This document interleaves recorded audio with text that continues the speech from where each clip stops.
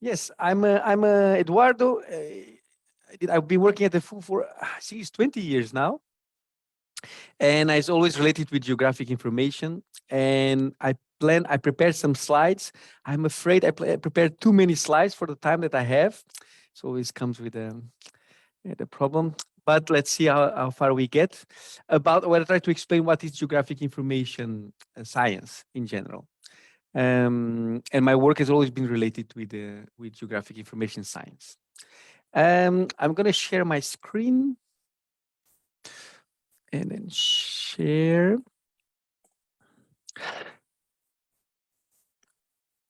So can you see my screen? And if it's good, it's going to be a black screen with 3 dots. Is that correct? We see a black screen with 3 dots. Yes. So this actually represents geographical data.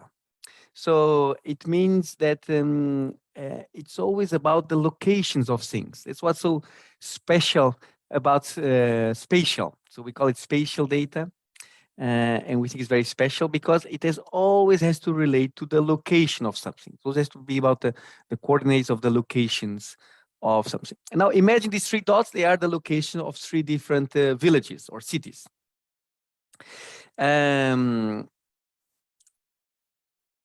And around this, there's also, so there's one data set, it was the 3 different cities, but there's not only the cities in the world, there's also forests around it. And then you can overlay it with the cities. You can see the cities, you can see they're close to forest, but also there's roads connecting between these cities. So yet another layer of our geographic information. So we know the roads that connect to the cities, it's just a road network. And the forests and the cities, but the cities also have sort of administrative boundaries. So a certain area, one city manages, another area, different city manages, and it's getting more and more complex. Because now with GIS, the difference between GIS and just cartography and map making, in cartography, you make a map of this. So you have the cities, you have the forest, and you make a map, you can look at it. And it's very important. Map is a kind of a communication tool, such as same thing as a chart or a graph. So it's a figure usually in reports. It's just a picture. But with GIS, we can make these pictures, but we can also analyze.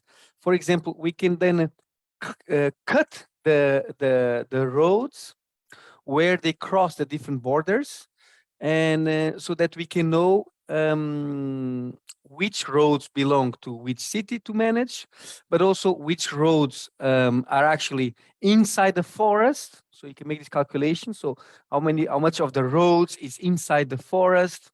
And so, because, for example, managing these lines, if it's more expensive in the forest than outside of the forest, so then we can easily calculate how many kilometers of lines do we have to manage within the forest and outside of the forest. So all these calculations we can do with GIS. So it has to do with 2 things. So the location of things, and can be lines or points or polygons. We saw the points were the cities, the lines were these roads or power cables, and then the polygons was the forest and the administrative units. So all these we can then relate to each other. What's inside of where, and what's how much is the area, how much is the size. So we can generate new knowledge and new information, new data sets by combining the different data sets. We call it analysis, but many times it's also just data preparation for our final analysis. So basically, we answer the question. So how many kilometers of forest do we have, each city has to manage?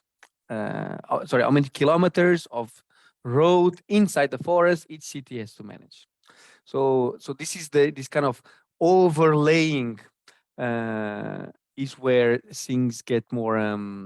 This is the power of GIS. It's about this overlaying things based on their location.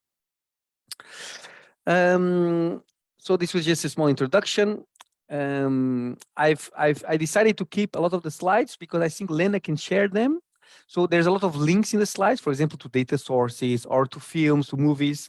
And we're not going to show the movies here, but then you have the link here. If you're interested, you can just click on the link and watch the video.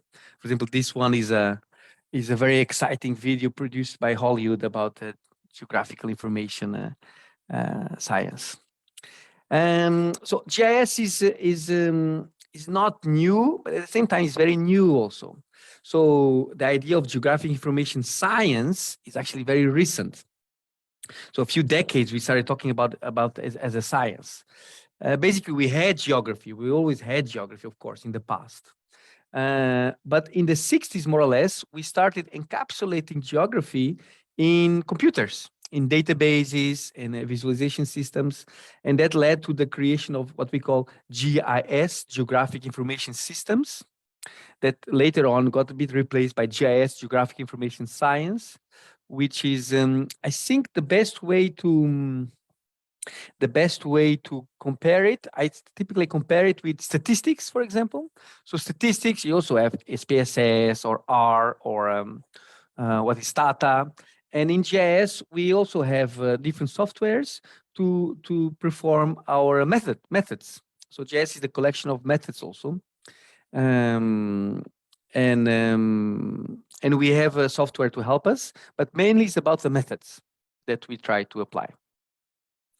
Um, and I brought this slide here. This is Google paid for this research. They paid Oxera, and they tried to understand what is the economic impact of geoservices. And they call geoservice what I call geographic information systems or science. So everything that is related to a location, what is their economic impact? Why should we invest in this? Why should we collect data about the geoservices, about the location of things? And they've actually looked at, for example, satellite navigation or electronic mapping, finding things, advertising. So they tried to put all these values together, and they came up with 150 to 270 billion yearly of this impact. And I thought it was very nice. Some of the studies they made, for example, they looked into, well, because people don't lose their way so often because of geoservices, because of TomTom or Google Maps, that also has a price to it. So you save fuel, save people's time. But the one I like the most, it says here, students or people educated experience with geoservices can expect a 3% higher average wages. So after this lecture, you'll all be expecting a higher salary from your boss, I guess. But this was a bit to say that geoservices are everywhere also. They are very much in environmental sciences, managing forests, managing urban environments. They're also in agriculture, of course. Precision agriculture is a big thing. So tractors with a GPS, you know, is exactly where to put out water or put fertilizer. But you can think of them there; they exist everywhere. And then we have these methods that we just discussed, but then we also have sort of software. So you can also do it from, program yourself the methods. That's also possible in R or in Python, doesn't matter. But most of the times we typically use some kind of graphical user interface to help us. That's with the implementation of these methods. And the most common softwares available will be QGIS and ArcGIS. QGIS is open source and it looks like this. And ArcGIS is closed source, a proprietary software, and it looks like this. And I think the next lecture, our colleague from the library will explain more about the different softwares. But regardless of the software, we have some concepts that are fundamental and common to every time we work with geographic information. And the most basic one is the concept of layers. We always need sort of layers. And I usually say we need layers because we are not smart enough to understand the world as a whole, because it's too complex. And because we're not smart enough, we kind of create abstractions of the world, of the phenomena, into what we call these layers. So for example, we have the real world and we make a representation of the real world, so like data. But in this case, with the locations, we can have like land use. So here we have residential, there we have water. There we have rural or we have agriculture. So land use will be a type of a layer. But there's also elevation. So sometimes very high, sometimes very low. In the Netherlands, we think elevation is not important because everything's so flat. But actually, to manage our dikes and our polders, it's really important to know all the changes in centimeters in elevation that happen here. So that will be a very important layer also. Then we have parcels. So who owns what? So some part is a public land, some part is a private land. And it's very important to encapsulate that information also. You can have street networks. You can also even have customers. I think Adan has a question. No. So as you can see here, these are all layers from the same area, from the same location, but representing different things. And it's this idea of combining them. So what's the relation between land use and elevation, for example? Could we have different types of land use because of different elevations? And what about parcels in the house prices and the distance to the streets or the elevation or the slope? So we can start making these relationships because we are able to disentangle the complications of the geography of the area. So this was one of the most important concepts, this idea of layers, but we have layers to encapsulate phenomena. And of course, if you have any questions, please interrupt me. I think this it's much nicer. And basically, in geographic information science, we think of the world in two ways only. We either think of it as discrete phenomena, which means phenomena happens in a discrete way, so with very clear borders. So there's a building, there's the border to the building, the footprint. Then there's another building, very clear. So where there's a building or there's no building, it's very clear to know. Or sometimes we think of the world, the phenomena as continuous phenomena. And continuous phenomena, it means that we don't actually know, there's not clear borders. So the phenomena exists everywhere. And the example I have here is temperature, for example. There's not like, oh, there's temperature and there's no temperature. There's temperature everywhere. And there's a high variability. So temperature here is similar to 5 meters from here. But if I walk 100 meters, it might be a bit different. If I walk 1 kilometer, it might be very different. If I walk 200 kilometers or 2,000 kilometers, I'll be in Portugal. And then temperature is different yet again. But there's always a kind of a continuous variation of temperature. So there's no clear borders there. And because of these views of the world, we've created two different data models to encapsulate this. So in GIS, we can use both, but you either sometimes you have to convert one to the other, but basically we have two models. And one is what we call the vector representation. And so it means you have very clear borders. You have a graph system. Coordinate system. And then you say, okay, I have, for example, a house, and the house is located in the coordinate 500 by 300. There's a dot, a point. And then if you want to have a polygon, you have a collection of points. Then it makes a border. So inside there's what they call pine tree. There's a forest, and outside is not forest. And if it's a river, it's a line, and you have a collection of dots, and then it's a line. And this will be a vector representation. So it's very good for when very clear borders. On the other hand, we also can have a raster representation of the world. And it means that we divide the whole space in a grid, let's say, with a certain grid size. So every grid cell has a certain size, which is called raster cells. And then every cell has a value. So for example, I have nothing. Value is like also nothing is also a value. Then you have R for river, then nothing, then H for house. And this would be much better to represent continuous phenomena because every location can have a value and you have a lot of variation in it. Then you have rasters and you have vectors. And actually, I brought here a small live demonstration. So this is Amsterdam. And what I have here, if I remember correctly, this is parking intensity. So how much cars are parked in each neighborhood. And this is what it's a vector data set. So if I zoom in a lot, the board, so because they are dots, it gets like, zoom in infinitely because they are just vectors. And if I right click on these layers, so every one of these locations, there's a table. So there's a where. This is the location of the data. So there's a shape.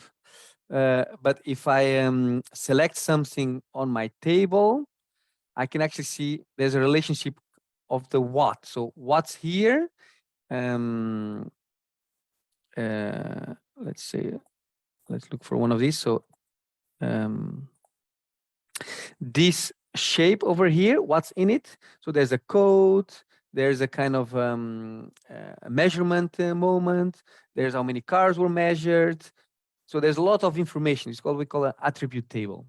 So we can also use this for our analysis. We can have multiple things on our vector shapes. And on the other hand, we have here, so this is very defined because they are neighborhoods, so very discrete phenomena, neighborhoods, and how many cars are parked in the neighborhood. So I want vectors. But then I add here air pollution, and air pollution is continuous. So I have air pollution everywhere. So what I have, then I have a raster, and I have for the different cells, I have a different value for each one of these cells. And you kind of can have these gradients of this raster. So you can see the size of the cells, see different things. Okay, this was my little live demo.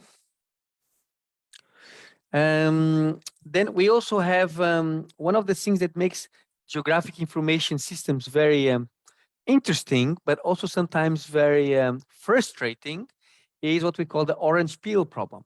The problem is that the world is not round. I'm sorry, the world is round. Some people believe it's flat, but it's not flat, it's round. And because the world is round, we want to represent this data on a flat surface. We have a problem because our screens are flat, our paper maps are flat, and we want to represent this sphere, this data on this round space on a flat surface. We're going to have what we call sort of distortions, and those we can fix by using projections. So we project the data from the round space into a kind of a flat surface. And it's not easy because in different locations, they will have different distortions, this projection, let's say. So I'm afraid the mathematicians have came up with as many projections as there were problems to solve.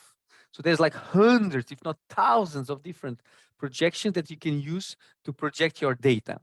And that makes it very, sometimes a bit frustrating, because if you have a data set and you don't know which the projection it is, you can't really overlay it with the scene because you don't know where the coordinates are or something like that. I'll give you a small example. World, I think this works. Yeah, so we have the world here, and it's now projected to the Dutch coordinate system. So you see the Netherlands fits very well. We can see it in a very nice way, but the rest of the world gets, distorted. Nobody wants to see a map like this. Then if we change it to a different projection system, like this one, it's a very famous, like the Google Maps, then it looks good. We're used to this, but then the problem is that countries in the north get very distorted, get very big compared to their real size. So there's always issues and trade-offs. And I'm afraid the only way to get out of it is through some trial and error. There's no other way out. Just try something. Does it look good? Is this what I want? So, but I can already tell you that it will be frustrating. But don't hesitate to ask for help. We're here to help you with this. And I also brought you some nice videos to show the importance of projections and how to deal with them, that you can watch on your time. Yeah, and the last part of my research is this analysis. So you have data, points, lines, polygons, but sometimes you're not interested in these points. For example, You have hospital data, location of hospitals. But I don't want the hospital. I want to know how many people live close by an hospital. So within 10 kilometers of a hospital. Then we have what we call buffers. So you can enlarge our data set. You generate a new data set of areas within 10 kilometers of a hospital. Or you want to see if people get sick because they live close to a highway. You can see the people within 2 kilometers of a highway, if they have better health or worse health than people outside of the highway. Or you want to protect a certain lake, you can make a buffer. You're not allowed to construct houses within 1 kilometer. So this will be a type of analysis that we do. You can also count number of objects. So remember, we just said, oh, how many people live within a hospital? Then we have how many points, houses are within a certain polygon, and then we can count them. So this is another very simple analysis. So there's many of these methods. I can spend hours or days. There's a whole master program that we teach based on this. So whatever you can think of, there's a tool for that, let's say. And there's methods for vector, but also vectors for raster. And I just bring you one. This is my favorite one. So remember that map rasters are like numbers in cells. You can actually do map algebra. So you can just say, well, if I have a certain fire hazard, one, and one, and then I want to combine it with a flood hazard, and it's 2. So 1 plus 2 is actually, I'm a hazard is 3. And it's very powerful because you can do this for the whole raster in one go. So you can just sum up or multiply or divide, whatever you want, whatever mathematical operation you can think of, you can do what we call map algebra on it. And we use this many times for multi-criteria evaluation. So we combine things like, okay, what's the best location to put a school? Okay, a certain land use, a certain elevation, distance from recreation, distance from other schools. We make it into everything to rasters. Then we say, okay, 0.25 plus 0.25 distance from the other schools plus 0.5 distance from recreations plus 0.5 from the elevation, then you can come up with a kind of a weighted answer of what is the best location for something, or what is a certain index, social index or something like that. Okay, so I'm going to skip this and just bring you 3 examples that of research that I really like. One is about food deserts. So there's a very nice paper about from Amsterdam about which areas are underprivileged in terms of nutritious food. So they looked into where was it mainly fast food restaurants or where there could be actually supermarkets with access to vegetables and good food. And they looked which areas could actually be called food deserts, that inhabitants have to walk too much to find nutritious food, but they can walk very little to find junk food, for example. And that is a big issue. It's a very big issue in the US, but also in Europe, we've been seeing this. And another one I like is about diversity indexes. So you can actually combine, for example, for different neighborhoods, you can look at the background of the different inhabitants within your neighborhood, and you can create a kind of a social diversity index. And I use this many times for my multi-criteria analysis. So what's the best location to locate something? You want to be in a socially diverse neighborhood. This comes from the ecology methods. So the idea that you find multiple species in one location, that is more valuable than if you have many animals of one species. And the last one that I'm very busy with is exposure inequality. So this means, for example, you have a certain exposure like air pollution or noise or urban heat island, so heat stress. And of course, it's a problem, but we want to look at if people from challenging backgrounds or socioeconomic challenges, are they more exposed to pollution or equally exposed than people from other backgrounds or other social economic classes? And this is also a very big issue. So, and this is something we typically do with GIS also. So the idea that we combine neighborhoods and the demographics of the neighborhood. You combine it with this exposure in the air quality, for example. Okay, and then as a present for you, I have here many slides of locations where you can download free data, but I leave that for you to explore. And if you have any questions, you can ask me.